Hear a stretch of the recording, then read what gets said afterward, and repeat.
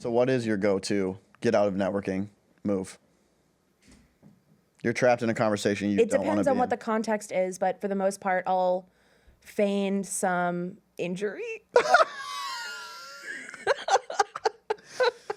That's the worst answer I've ever heard. You're talking to someone, I just broke my kneecap. I have to go. Walks away. What?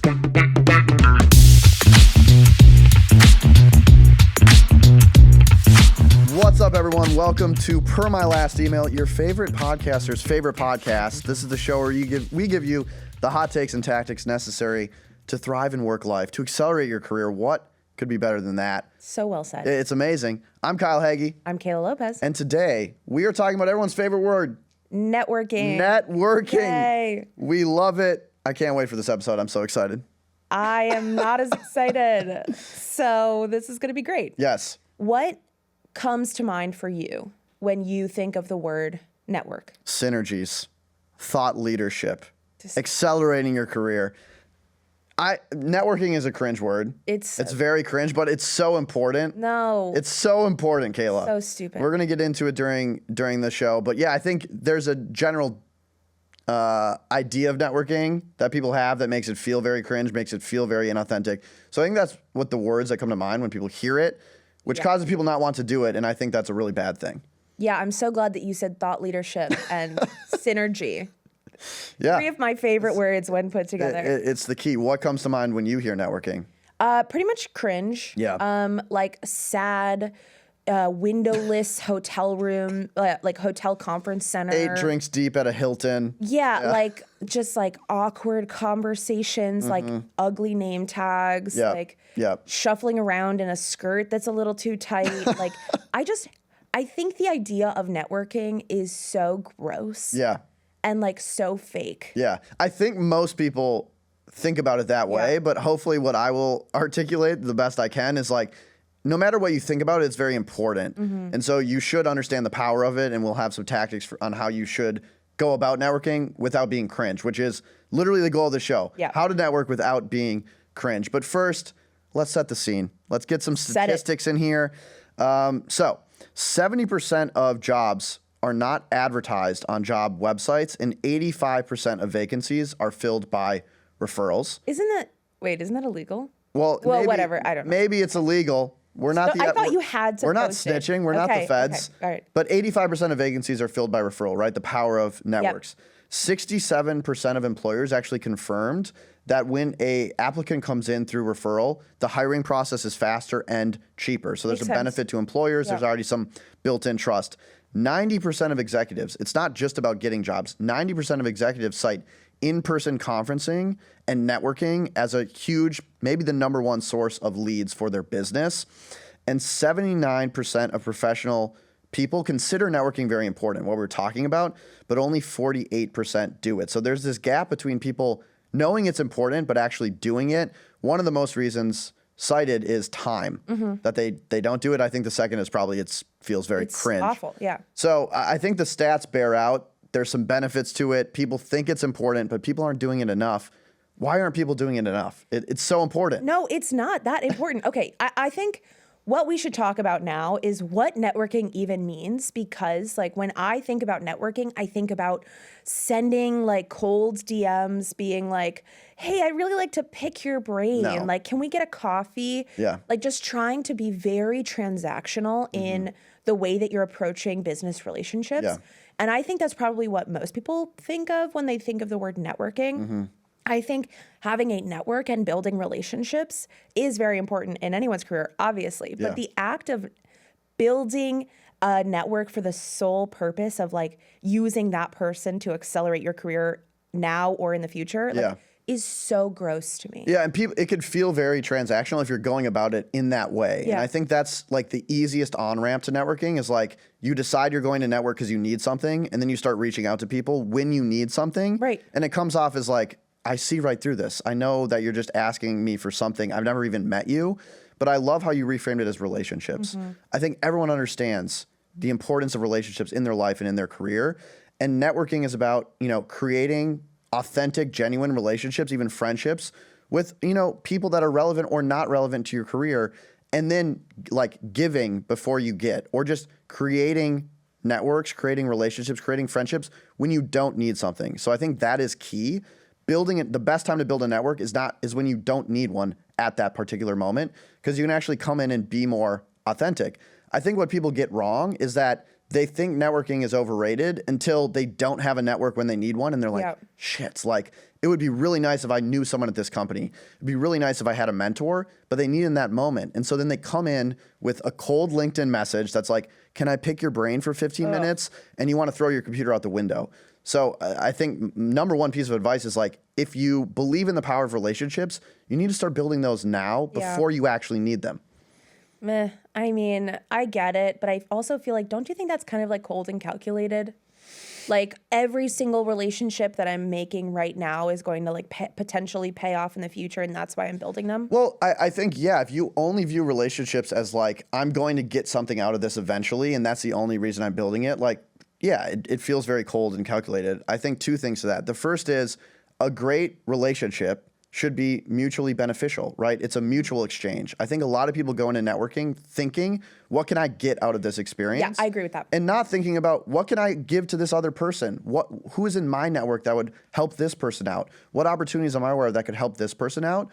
So I think, thinking about it as a mutual exchange. And then the second is like, again, giving before you have to get, which I know sounds kind of cringe too, but like thinking about, you have a network as well. And how can you extend that network to people that you know of, or people that you know are really talented but maybe don't have the network you do, to help them achieve what they want to achieve in their career? But none of that is possible without that networking bottom layer. But it sounds like you're just kind of like being a good person. Yeah, I mean, it's pretty much as simple as that. But like, I don't know that everyone is going to be like, oh, this is perfect. I'm just going to be like super altruistic, and like, I have a friend who like wants to work at this company, and I'm going to connect them, and therefore like, in 3 years, that person's going to connect me to another job. But you don't need to go ahead to 3 years and be like, and then this person's going to connect me. It's just like about having this mindset of like, I want to offer up my network, the opportunities I'm aware of, to the people that I know are talented. I want to give them those opportunities. And it's not about, and then eventually I'll get something out of this. It's about just trying to help people that you know are very talented find a great fit somewhere, or meet a person that could be really beneficial to them. And I think that's the mindset that is the best way to go into thinking about networking. But we're talking about this at a very high level. Let's get a little specific. Like, where you seem to be anti-networking. Where have you seen networking actually benefit your career? Okay, I'm not anti-networking. I'm anti the like classic networking process of building like transactional relationships. Yeah. But networks and being a part of networks has very much helped me in my career. There's really only one job that I've gotten that wasn't through a network. Right. And here's another thing that I think is really, really important. Yeah. Networks and networking is so actually genuinely vital at the beginning of your career. So important. Because you don't have like, it's like a credit card. I just made this up, so like bear with me. It's like a credit card. Like a bank is not going to give you a credit card if you don't have any credit history. Yeah.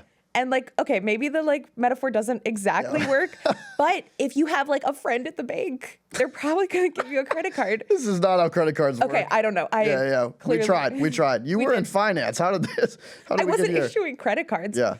Anyways, what I'm saying is the networks that you're in when you're earlier in your career are so important. And that's why when you're in college or applying to colleges or thinking about your career from like the very, very early stages, the emphasis is so heavy on networking. At the beginning of my career, my first full-time job I got because of the networks that I have been associated with. Yep. I think it sucks, but like at the very beginning of your career, the quote unquote brand names that you're associated with have an impact. Yep. So for example, like the university that I went to has a broad alumni network that, by contacting some of them in some, companies I was interested in, helped me at least get some practice talking and interviewing. Yeah. But I had gotten my internship at Goldman, and then I didn't get a job offer. So I was jobless moving. Goldman, you messed up. I messed up. She's got a podcast now. Oh, Goldman. they messed up. Yeah. You, Goldman. No. they were great. It was very intense, but it was fine. And there was a variety of reasons why I didn't get the job. And I was okay with that. But then I was also in this community, like investment club, basically helping other like sophomores get internships. Right. And since I had already done it, like I was being basically like mentoring them through the process. Yeah. Through that, I ended up meeting my new mentor who worked at Deutsche Bank and was like, you don't have a job yet? Like we were just chatting. I was like, no, not yet. It's October of my senior year. Like I haven't.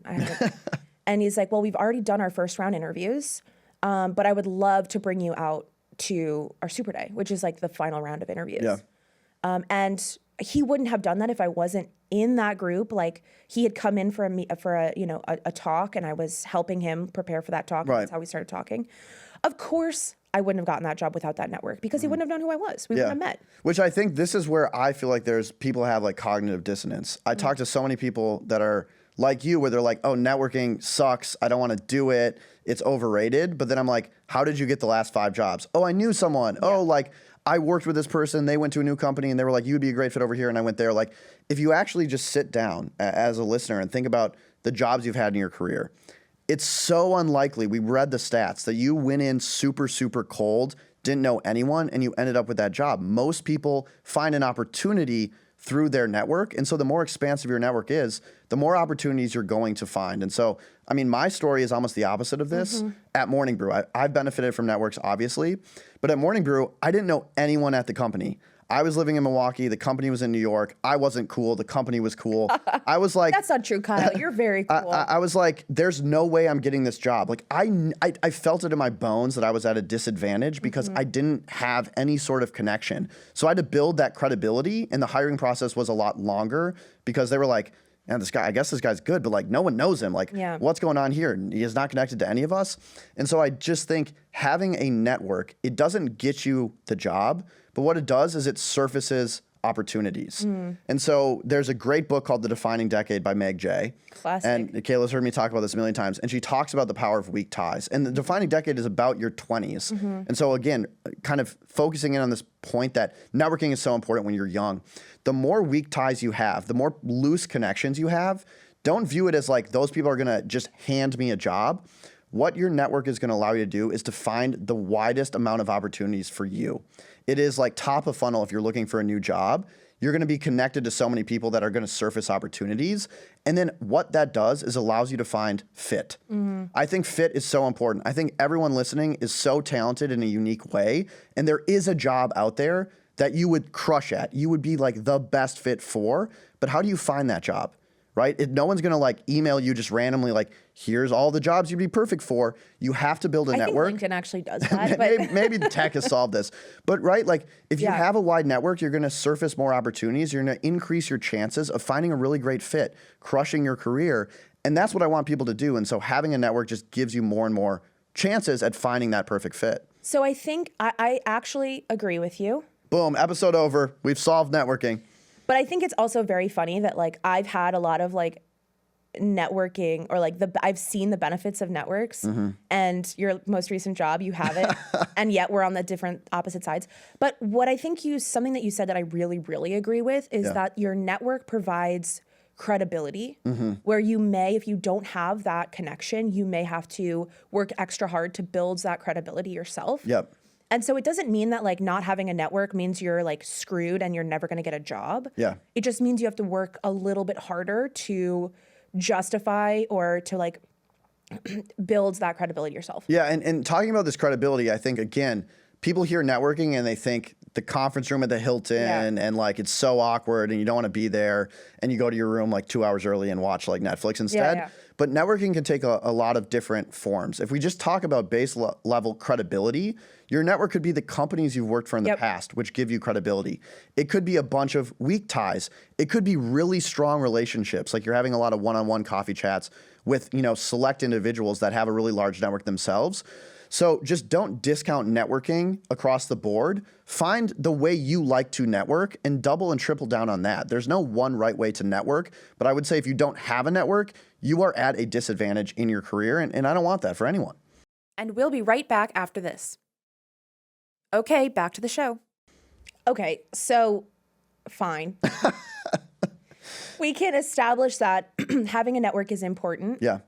And having strong and weak ties can help you, get a job maybe faster. Yeah. Find opportunities, maybe find a friend. Like, it doesn't just need to be about jobs. Like, this is just like finding friends, finding cool hobbies, finding fun things to do, finding jobs. Like, how do you figure out basically anything in life? Someone has to tell you about it. The more people you're connected to that know your interests, that know what you want to do, the likelihood of you finding something great increases. Sure. So, that being said, how do you do it in a way that's not cringe? Yeah. Well, so one thing before I answer that is we had Kat Cole, who I've mentioned before. She's had a big influence on my life. Just like, she doesn't even know who I am, but like, I love Kat Cole. I'm sure she does. And she had this great quote where she said, "It's not about who you know, it's about who knows you and what they know about you." And so, you can build a network that isn't super, super broad and shallow. You can build a network that is smaller but really deep, but they really know you. If you have 5, 6, 10 people that like really understand who you are, really understand your goals, what you like to do, you kind of have 10 people that are, they're not actively looking for opportunities for you, but if they see something that's great, they're going to connect the dots. So if you don't like going super shallow and just like adding a million people on LinkedIn, you don't have to network that way. You can do it in a way that feels authentic. You're building, genuine friendships, but it is going to help you, I think, down the line over the long run. So then you just basically argued against networking. Why? You have your 10 people. I have my 10 people. Yeah. Done. No, I think that's great. I'm saying there's benefits to having, a bunch of weak ties that are very broad, for sure. There's benefits of having a few, really deep relationships. If you can have both, like, you're only increasing your odds. So I wouldn't say it's one or the other. If you can pull off both, I think, again, to your point about being cringe, the underlying theme in this episode is like networking takes a lot of different forms. I hope we've talked about the benefits of all of these different forms, but you don't need to do it all. And so if you're like, I hate networking, I don't want to do it, find the one way to network that works for you. And again, double down on that particular method. Like what though? Like that's what, because when I think of networking, I think of all the stuff we've already talked about that is just feels so inauthentic. Like what's an authentic way to network? Yeah, I mean, so again, it's going to depend on the person. I have like maybe like a variety of different ways you could do it. The first is if you are more me, actually, like I hate unstructured networking, like big groups where like you're just hanging out. So I really prefer like one-on-one conversations. And those are honestly just driven by curiosity. Like I love learning what other people are doing, what their company is up to, what their role really means. So I'll have probably one on average coffee chat with an external person a week that like I'm not asking for anything. I'm just really curious about what they're doing. Maybe there's ways for Morning Brew and that company to collaborate. And so you have enough of those. And then I look back over the year, wow, I've had 50, pretty deep conversations with other people. Like I've built a network in a way that really works for me. So that would be one way to do it. The second is if you really like formal stuff, there's so many mentorship programs out there. And I think, again, stack ranking like the value in your career, a really strong mentor can be really, really profoundly impactful in your career. And so there are programs maybe internally at your company, but externally, I did one through First Round Capital, the venture capital fund called Fast Track, where they pair you with, I was like, I want to be a mentee. I want to be paired with a mentor. And then you have like 5 or 6 coffee chats, every 2 weeks with this person. I've seen the benefits of having that mentor or those mentors in my life. I keep doing it every year. So if you really like structured, find a mentorship group. The third way to do it is a digital community. The internet has made like, Kayla just maybe threw up a little in her mouth. No, I just rolled my eyes. Continue. The internet has made finding like like-minded people super, super easy. Yeah. So if you're a product manager and you're like, I wish I could build a network of other peers in product management that might just make my skills better at my current job. I'm not looking for something else. You could join Lenny's product managing group. If you're a generalist and you're like, man, I'm so curious about so many different roles, I feel like I have a zigzaggy career path, there's Generalist World, which is a community I love, where you're gonna meet other like-minded people. The internet has made gathering people from all around the world that are built around shared interest super easy. So join that community. And that can be a Slack asynchronous community where you're not having to deal with like, maybe you're a little more awkward face-to-face, like you can avoid that. So there's so many different channels you can leverage to build a network in a way that feels authentic and real to you. You don't have to go and be uncomfortable and feel like, oh, this sucks, like it's inauthentic, it's cringe. There's a way to do it without being cringe. Sure. I do like all of those as like different ways that you can kind of network without feeling inauthentic.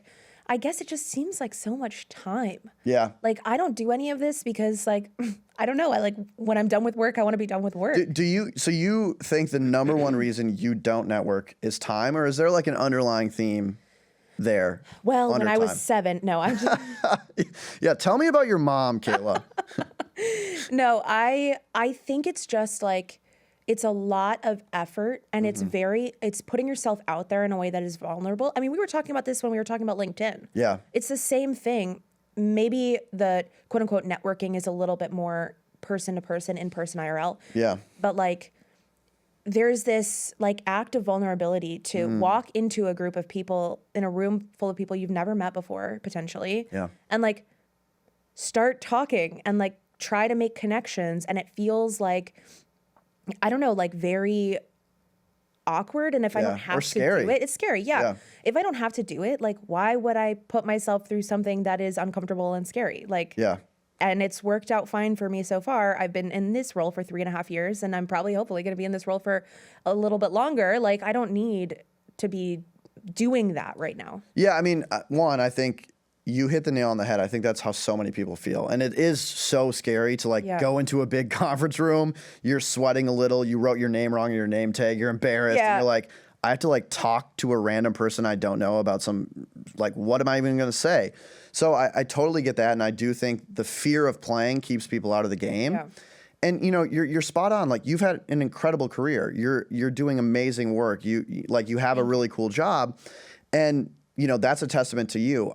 My pushback on that is we don't know the counterfactual. Like, there's no way you could convince me that you plus a network wouldn't be better than you without a network. Like, networks only give you more shots on goal, more opportunities. So I think you would be even farther along in your career if you had a bigger network. Now, obviously, there's like, you have to balance time and like, you know, like your fiance probably wants to see you and you have friendships and relationships. So I'm not saying like cut out your friends. Yeah, just get on LinkedIn. On network. Yeah. So there's a balance, but what I want to articulate to people, and I believe this so strongly, networks can only help you. And if you're scared of playing the game, you can find a way into the game that feels more authentic to you. And I would really encourage people to like double down on that way, get a little comfortable, and then maybe branch out to other areas that you might be a little scared to network, but now you've built the confidence, you feel like you have your elevator pitch down, now you can walk into the Hilton conference room and have fun. I think that's fair. I actually do have a confession to make. Okay. Which is that at the beginning of my career, I was a networking freak. Okay, well, let's talk about this because it seems like you've changed your mind. I have. I was the mechanical, cold, calculating networker, and it was amazing. Yeah. But I agree. Like, I really feel strongly that it's important, but only at the beginning of your career. And like, yes, sure, maybe it can continue to help later. But at that point, you have enough credibility that it's like easier to get the positions you need. So when I was an intern, part of the job was literally to network. There was like multiple different desks that you could work at for these like 3-week kind of buckets or whatever these times. And you had to network your way into the other desks. So you would rank your top 3 desks at the end of the 3rd week, and the desks would rank their top 3 people. Yeah. And then there would like be a Hunger matching. Games or something. It was very Hunger Games. Yeah. But so at the beginning, they basically sat you down and they were like, you have to network your way into your next job. And like, it's expected that you're going to be leaving the desk to meet other people. And the way that I did it is I literally had a spreadsheet. Yeah. Again, I'm not saying I recommend this, but if you feel nervous about networking, this is a really nice way to kind of remove some of that like ambiguity. Is I had a spreadsheet that was the date, the name of the person, their role, the questions I wanted to ask them, the like any interesting stuff that they said, when I had last followed up with them, some personal details about them. Yeah, their horoscope sign, eye color, DNA. But it ended up being really helpful. And then when I had basically decided that every 2 weeks was like the right amount in a short period of time. It was like a 10-week internship. Yep. Every 2 weeks was the right time to follow up. So after I had a meeting, I would put the day in. And then if the follow-up had been like more than 2 weeks since I had followed up, it would turn red. And then I would go and I would just shoot them an email. And I'd be like, hey, I was just thinking about XYZ thing that we had talked about in our meeting. This news article like reminded me of you. How are you doing? Yeah. And another thing that I did is at the end of every coffee chat, I would ask for 2 or 3 more people that I could talk to. Oh, I had a really good time learning about equity derivatives. Like, are there 3 other people? Who doesn't? Who doesn't? Yeah. Are there 3 other people that you could recommend that I could talk to in the company? And then maybe they would give me one name, maybe they wouldn't. They would say, oh, let me think about it. And, but sometimes people would introduce me to people higher up. And I ended up meeting like really, really high up people at the company. And because I employed this tactic, and I was really, really nervous to network, and that removed some of that ambiguity. I'm just filling out a chart. Like I'm just having these conversations. I'm following up when I need to, and I'm expanding my network. Do I still talk to these people? Probably 1 or 2 of them. I mean, it's been like almost a decade, so that's really impressive. But it gave me the like process, and like now I feel more comfortable having conversations with strangers. That's not as like, hello, this is what we're doing. I think one, thank you for sharing that. I think I love this story for 2 reasons. The first is you found a way to network that worked for you. Like you mentioned a chart and Kayla lights up. I love a chart. You put it into a chart or a spreadsheet. That's your turf. You're on your home court now. You feel more comfortable. The second thing is like, I think people feel like if it's calculated or like, oh, if I email them, they know I'm just emailing them for networking, but you're genuinely being curious. Like, and I think if you can get good at networking, it's not about necessarily getting good at networking. It demonstrates this curiosity, this willingness to learn, this willingness to put yourself out there. Those are all skills that are valuable in and of themselves, separate from your network. And when people see people being able to put themselves out there, have conversations, ask for referrals, be curious, that's just positive signs. So I think a lot of times you get hired, maybe not because of your network, but the skills that it takes to build a network. And you found a way to develop those skills kind of in your own way, which I love. Yeah, and it really did help. I have one other tactic, and then I'm curious what some of your tactics are. And that is to add value. How are you adding value today? No, but like literally, because I think the worst DM, cold email, whatever you can get from somebody is, I just want to pick your brain.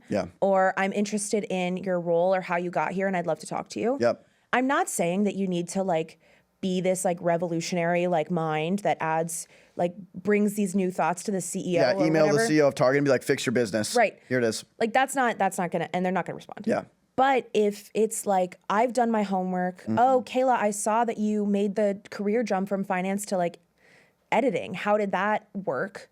I will either shoot you a response or I'll be like, hey, this is actually a really fun story and I'm excited to talk about it. So let's have a call. And then it's a 20-minute call. And if you're prepared and you ask the right questions, I'll talk forever over on a podcast. I love doing this.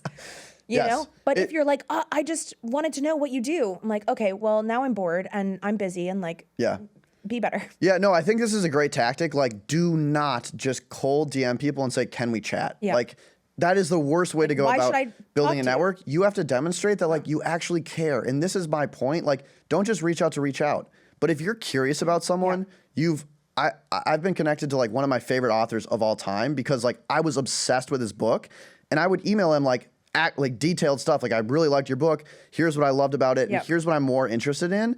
And like we've gotten to grow a friendship from that. And I don't have anything to ask for him. I just genuinely really liked his work.